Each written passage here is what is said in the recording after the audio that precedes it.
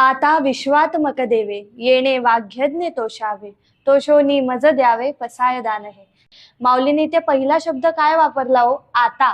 आणि हा जो आता आहे ना तो फार महत्वाचा आहे. आता म्हणजे जाणीव आहे, आता म्हणजे आता सुरू असणारा श्वास आहे, आणि आता म्हणजे चैतन्य शक्तीचं भान आहे.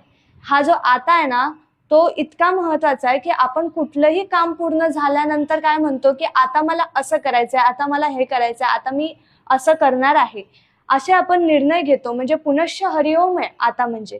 आणि म्हणूनच ज्ञानेश्वर माऊलींनी संपूर्ण ज्ञानेश्वरी सांगितल्यानंतर पसायदानात असं म्हटलेलं आहे की आता विश्वात्मक देवा मला हे दान द्या.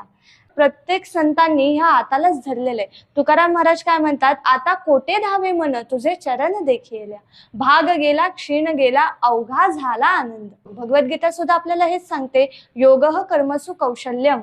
आणि म्हणूनच ज्ञानेश्वरांनी सुद्धा आपल्याला पसायदानामध्ये हाच दिव्य बोध आणि दिव्य योग सांगितलेला आहे. माऊलींची पसायदान सांगण्याच्या आधीची अवस्था काय असेल हे आपल्याला त्यामधून ध्यानात येईल. माऊली असं म्हणतात, किंबहुना हे तुम्ही केले धर्म कीर्तन सिद्धीस नेले, येथे माझेचे उरले पायिकपण. हे तुम्ही केले म्हणजे काय आहे की हे पूर्ण ईश्वर समर्पण आहे.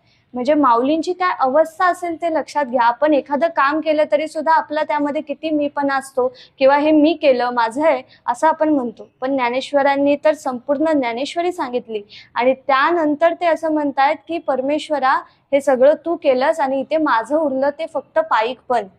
इतकी कृतज्ञता, इतकं ईश्वर समर्पण असणारी ही विभूती. आता विश्वात्मक देवे येणे वाग्यज्ञ तोषावे.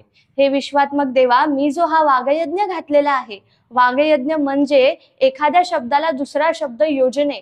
भगवद्गीतेतल्या शब्दाला ज्ञानेश्वरीचा शब्द योजने.